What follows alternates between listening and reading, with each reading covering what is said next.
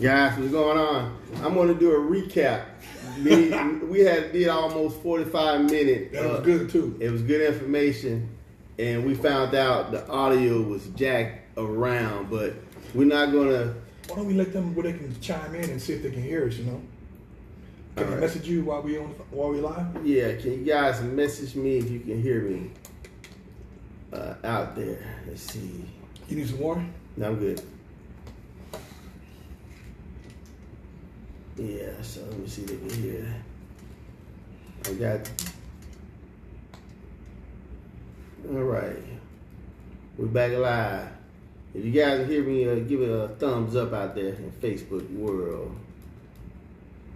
It's a tad bit delay. Yeah, it's a 30-second delay almost. Seriously. Yeah. We're gonna do a summary of what we discussed. I invited Gerald Antoine on again. Repeat of what I just said. Part two, because this is important information. Once again, I invited Gerald on because Gerald is cut from a unique cloth. Gerald's my frat brother. He's my friend. He's actually from Mississippi. Gerald's my alumni. He's my client, and he's also my mentor from afar because Gerald's 3 to 4 years older than me. And so Gerald's a wealth of knowledge, and I invited him on because I know this guy is unique. He has a story to be told, and he was on J-Dub's Corner a week ago, and I know him, Gerald, from just a business side of him, thinking outside of the box. So, Gerald, give you a spiel. I don't want to take up a lot of your time, but I just want to recap of really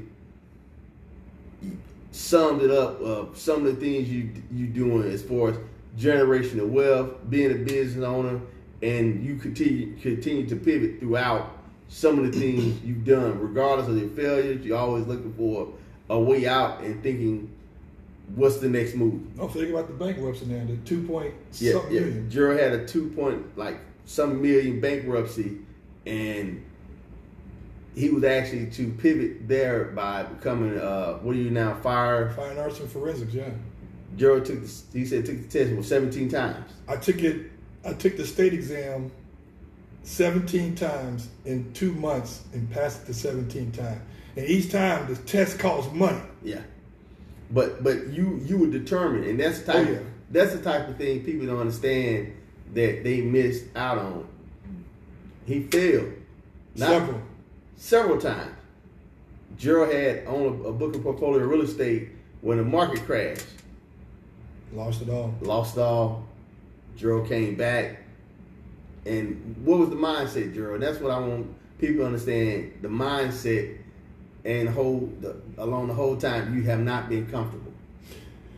You can't stay comfortable. When you are comfortable, then you're in a position where you don't want to rock the boat. You don't want to experiment the outer limits of yourself as a person. When I was uncomfortable, bankrupt, depressed, clinically obese, I had one way to go, and that was up because I was at my all-time low. You can't get no worse than that. You know, you're going through divorce. True. You 4, 5, 6 months behind on mortgage of your own home because Bank of America keep BSing you about the modification papers. You got limited amount of resource. Nobody's buying, nobody's selling. Mm-hmm. Right? And then you don't know how you're going to pay your bills next month. And you still got a child support obligation. True. That you continue to pay because that you got to pay, or they're going to take your driver's license. People miss that point. What do they do? You don't pay, Gerald? You take the driver's license. Yeah. And they hold up on them passports too. Gerald, hey. They don't play with that. They don't play with that. I'm a veteran. They don't play with that. They don't play with you. You gotta pay your child support. That's right. So I had obligations. And as well as you mentioned that bankruptcy and I wanted to come back because we had the technical issue because people understand that you bankrupt for $2.5 million. Right. This was not $5,000. This was not $10,000. I wish I had $5,000 debt. And I cut some grass. But could you get rid of those? You can't file bankruptcy on student loans, right? Never. So American Express, they don't let it go easy, huh? They hire an attorney like, yo, no, this dude got money somewhere. You know, people fail to realize when you have that much in debt, because I was a business owner too, people. So a lot of times people say, well, I just get a corporation or I get an LLC. Well, you can buy stuff and close with the LLC name on it, but at the end of the day, your social is the guarantor of that loan.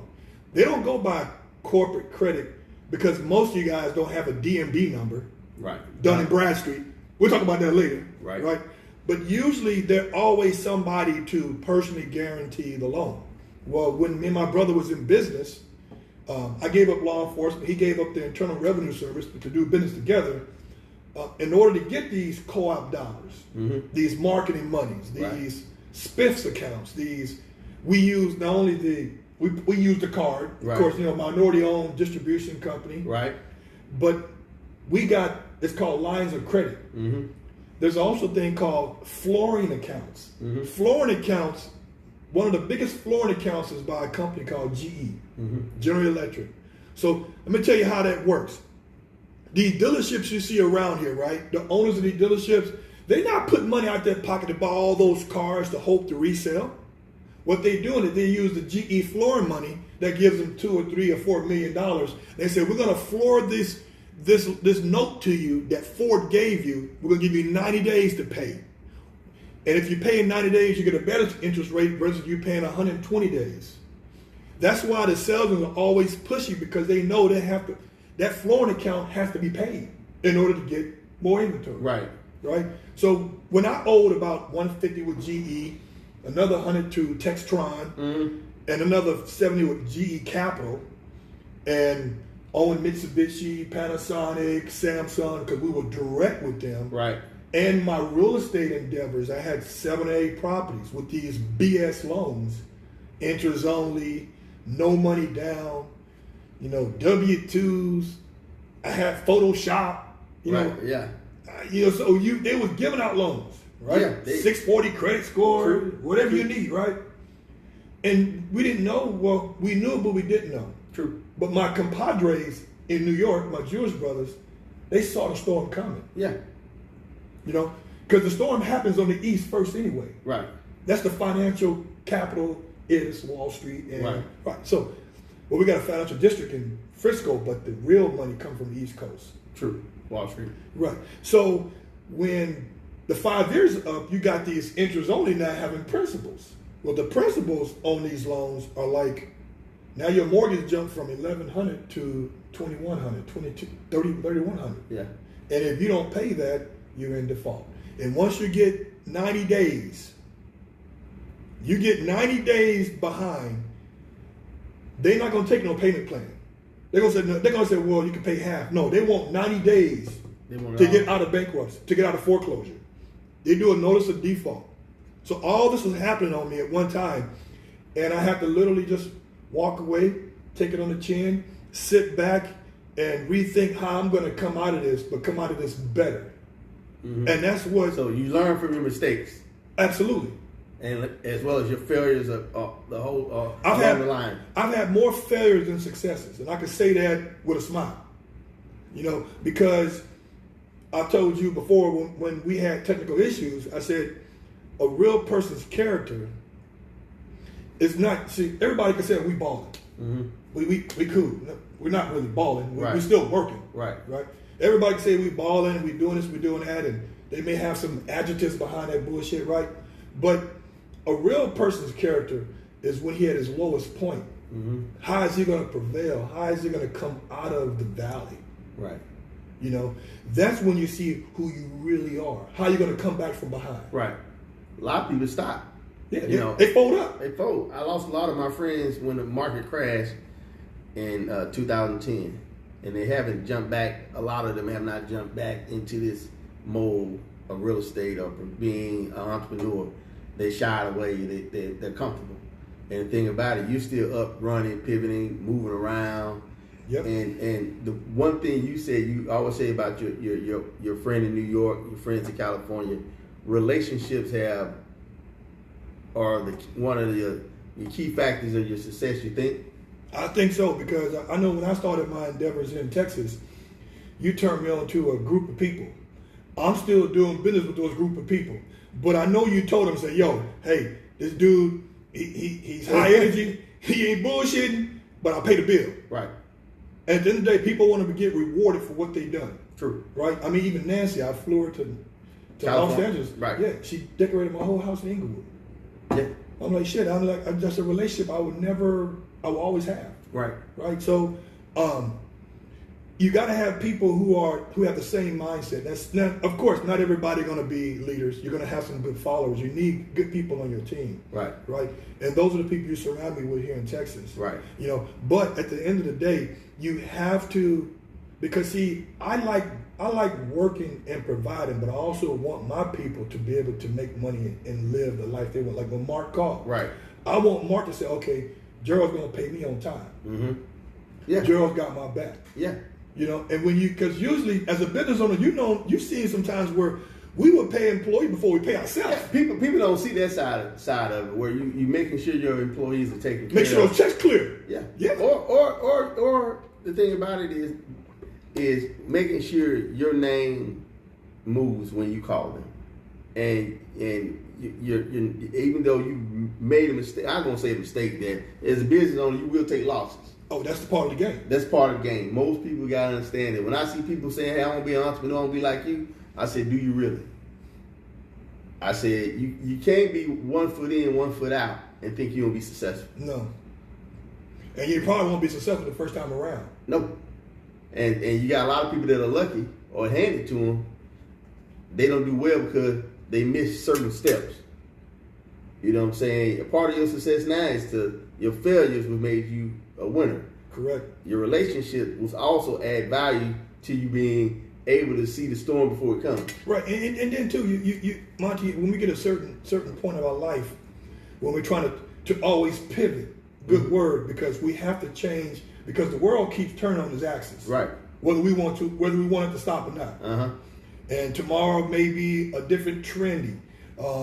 I may have to start renting my place out 60 days minimum. Right. You got to be able to pivot in order to maintain a sense of lifestyle, but maintain a sense of balance. Mm-hmm. So when you get to a certain point in your life, like I have friends that I was really close to at my younger age, but now we're associates. We're still friends, but we're not as close, because what I'm trying to do is make sure that I surround myself with people that I have stuff in common with, as far as the mind-oriented, business-oriented. Right.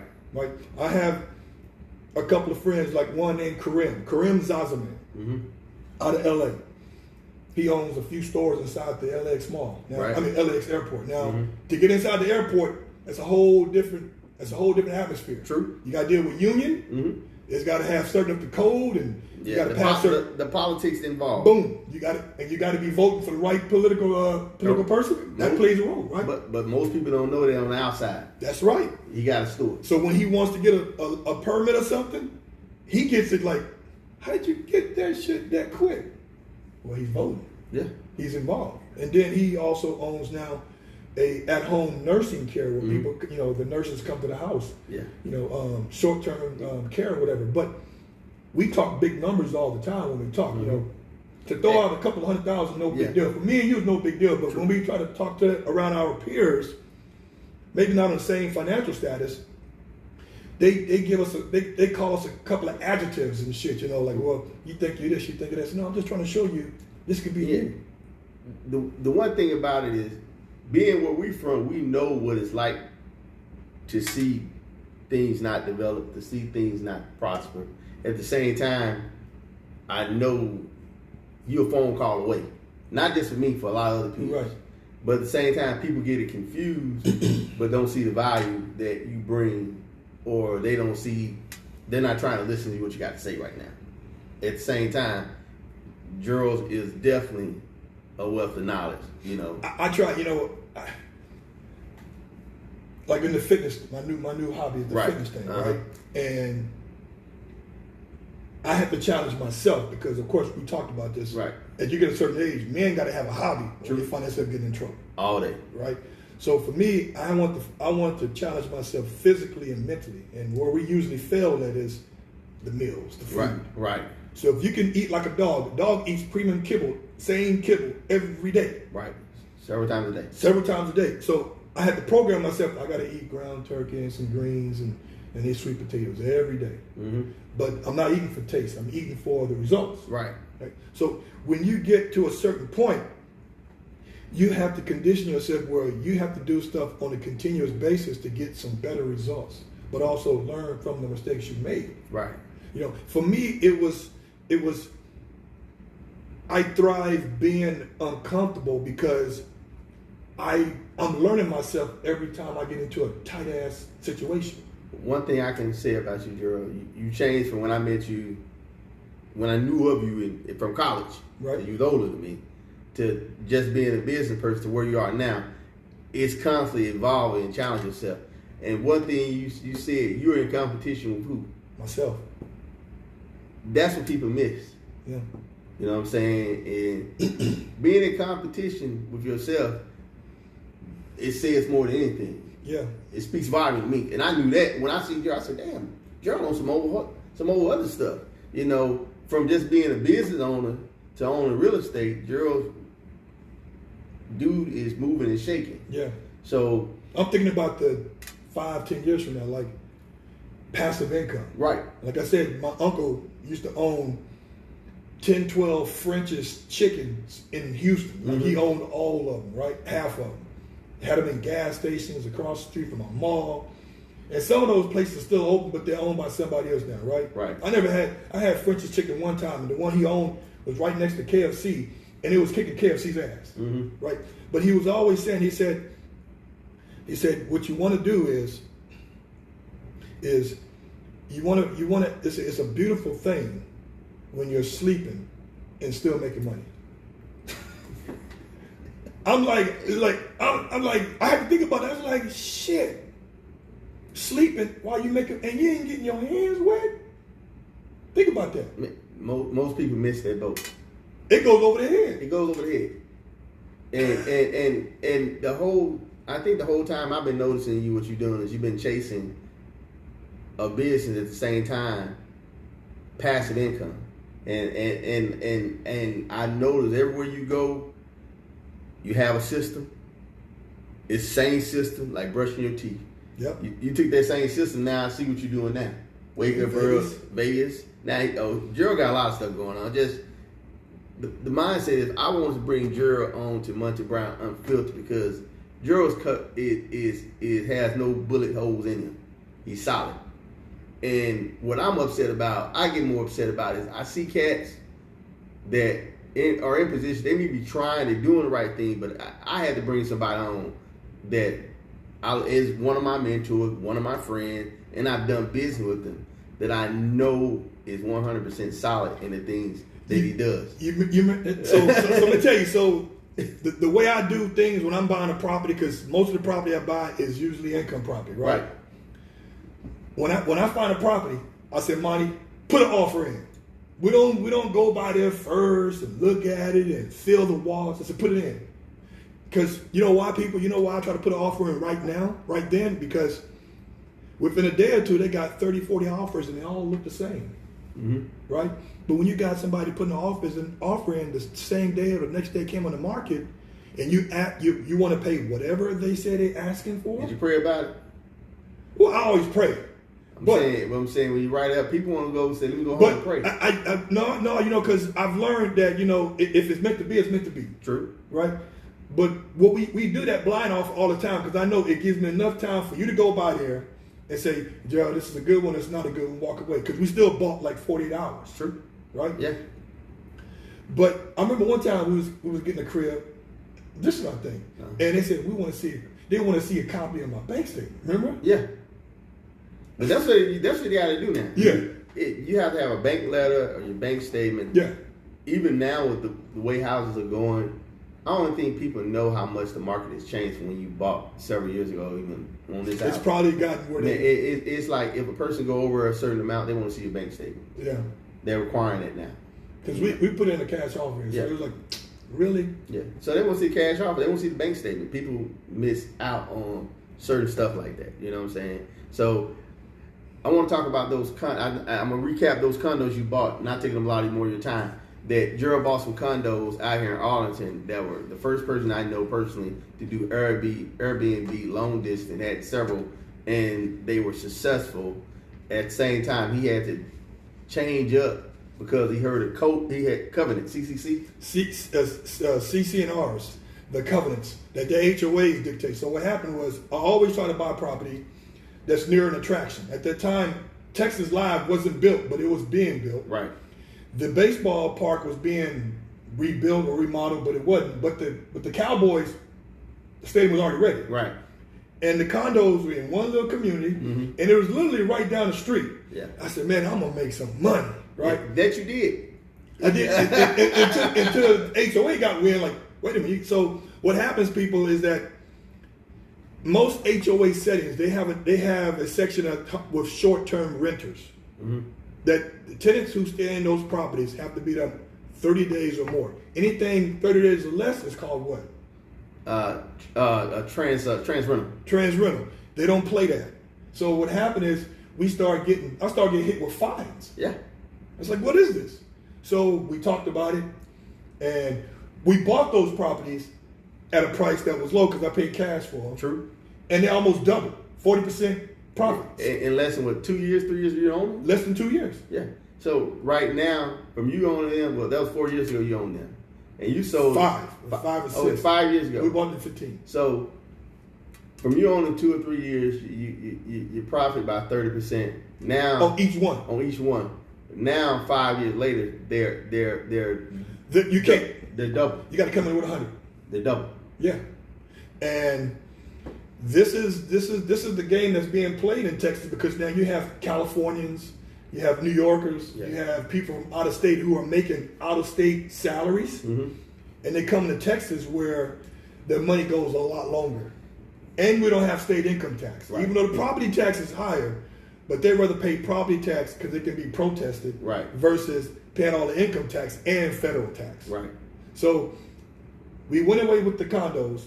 We sold all of them at a profit. True. And we bought this one. Yeah. This is definitely one of Gerald's nice Airbnb in Arlington location. He does corporate living here That's it. Only do corporate. Only corporate living to bypass some of the guidelines that they have. Because now Arlington has in certain sections of Arlington, they have where Airbnb is restricted now, right? And these fines can be pretty steep, $300, $400, $500 fines.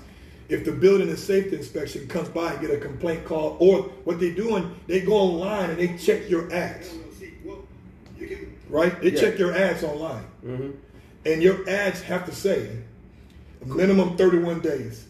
Yeah, because they read in the description. Right. So it's technology right here in front of you. In front of you. So one thing I've noticed, Gerald always pivot, and probably worse than me because I don't have a lot of patience. Most folks don't know that. Oh, I have -1. Gerald has 0 patience. And I get a little like, what the fuck? Come on. Hey, Gerald, I told my friend, I got criticized about not having patience amongst my friends from college. Like, man, you don't have no patience, man. It takes your time, be easy. Now, they see I'm on like, man, what you on now, man? What you got going on? So your mind is constantly clicking. But at the same time, Gerald, you're always willing to help someone. Always. I mean, men sharpen men, steel sharpen steel. And being a part of one of the best fraternities for 26 years, being a Mason since, 91, and just being a part of the black community, I noticed that we need to do more of this. We need to do more of men-to-men social gatherings. So, it's okay to go to a cigar joint and we smoke a couple of cigars. But you know what? We talk about business too. Let's talk about how to improve each other. Do you know why the number one sport where deals are made is on the golf course? True. I don't golf, right? But a lot of my peers who are in large corporate America, they golf because that's where deals are made and done, right there on the golf course. It's called being It's called familiarity. Right. You don't even have to play golf good, but just be able to talk that lingo, be able to be diverse. Like I can go to a corporate setting and be very garrulous and loquacious and talk King's English. Or I can go to a YMCA and talk to a bunch of youth kids and talk on their level. Right? And and that's the beauty of going to a public school that we did, because we went to school with people from all different facets of Jackson. We grew up in North Jackson. True. Right? I'm / West Jackson and North Jackson. Right. And North Jackson, right. both. But you got some cats like from Predator Hills, Right. Vernon Disher, that they got free lunches all their life because they qualified for it, right? At the same time, Gerald, Right. I'm looking like when you miss a meal, it also gave you an opportunity what it was like not to eat. Right. You know what I'm saying? Right. So it kept me humble. It kept you humble and hungry. Yeah. And so right now I see you still hungry. And I got that Jerry Jones effect, man, where Jerry said, if people ask Jerry Jones, why are you still working so hard? He said, because he's afraid of being broke. I've been broke before. Yeah. And I'm going to tell you, the older you get and the broke you get, as the older you get, it gets harder to get out of that because you're not the pretty dude you used to be. True. Your skin ain't as tight as it used to be. Yeah. Right? And so, you can only get so much with a smile, but your brain can be as beautiful as ever. Yeah. And you have to be able to be diverse in sources of income. Not all income has to be labor intense. It can be hobby. Like one of my hobbies is I do dog breeding. Right. Some of my clients bought puppies from me. Steve Harvey's wife, Margie, she bought a dog breed from me. Callie Muscle, Okay. Kevin Hart. All right. These people, they don't plug me, but they don't say I ain't ever sold them a dog either. Right. But that's just a hobby that's like, it's a little bit of source of income, but I enjoy animals. Right. Right? The other one is real estate, apartment buildings or whatever. I'm not making a boatload of money because I don't feel I can afford to pay the 10% management because any given month, you can have a water heater break, $1,300. True. Then there's your good profit. Yeah. Right. So for me, it's like you got to make yourself feel relevant, but stay busy. And also by you being busy, I'm keeping my people busy, like Mark and them, who are loyal to me because I want them to stay busy, improve their family. Because we talk about employees. Right. Most of them only good for 2 or 3 years, but if you can get one that can stay with you indefinitely. I got a guy named William at home back in LA that does all my little do-boy stuff. I mean, everything. Take my dogs, mom cleans my house, the office, all that stuff, drop of a dime. Find people you trust that are loyal and reliable is tough, man. It's tough, and you got to reward them, and they look up to you. Yeah. I mean, I don't know how many times my employees, if you want to call them that, or my contracted employees or whatever, they just say, "Hey, man, how can you help me get a house? What do I need to do?" I feel honored spilling this knowledge to them because ain't nobody doing it. Yeah, everybody comes from different levels, but at the same time, I think more or less that's who you are. You know what I'm saying? But a lot of people got to be willing to understand that you're not here to act like you're better than anybody. You're always trying to help somebody. Right. Pull them up. So that's one of the things I brought because I know you 100% are an entrepreneur and a driven go-getter and been about achievement since I met you. And here's the deal. That old cliche saying is those who have don't tell and those who tell don't have. Me and you are worth a pretty penny. Right. More than what the classmates would know. But we stay humble. I still drive my Prius. Yeah. You still drive your Juke. I got the Nissan Kick out there. Oh, you got a Nissan Kick? Oh, you upgrade a little bit. Upgrade, man. Right? But what I'm saying is that I want people to judge me on what I do, not what I say. Correct. I go back to the fitness thing. And I don't want to take too much time on it, but I've been on this prep mode for a year and a half, right? Found the coach, changed my life. Right. Got an assistant coach, Quincy, changed my life. Tweaked some things. Now I'm on a different level. But it wouldn't have been possible unless I was willing to take that proverbial leap. And you have to be in a situation where if you're getting used to doing the same stuff and it's not challenging for you, got to find something else. Yeah. You got to do something else. Right. And, like what Shane Battier, he said, it's got to be a part of your savoir-faire. Right. You know, I got a cousin. Not gonna say no names. Yeah, go ahead. He's in Texas. Love him like a brother. He makes roughly $80,000-$90,000 a year. That's good money. Like even in California. Right. Like you can live off of that. Right. You can be a homeowner off of that. Right. Depending on what city. And I said, hey man, you need to get a crib, man. You need to get a condo, apartment, a house. He's like, oh man, I don't want to eat bologna sandwiches all my life. I said, dude, if you get a crib, I said, I had to talk to him like this. Yeah. If you get a crib, you get you a couple of honeys to buy you groceries, man. Come on, man. Come on. Am I right? The one thing about it is owning a home, you have write-offs. Write-offs, big time benefit. You have taxes. Taxes, interest on the loan, improvements. You can be filed head of household. Head of household. Dude, you getting a refund. Yeah. And you get a refund. And when you don't own a home, you don't have shit to write off except you don't even have nothing. Well, your mileage, that's only if you drive for a living. Yeah. So those things are limited, man. But I don't want to take too much because it's technical difficulties we have. But I'm gonna have to bring you back on because I want you to talk about this trust on the next time. So, a word you want to leave before we get up out of here again. Well, I like to say, you know, there's two type of people in this world, people.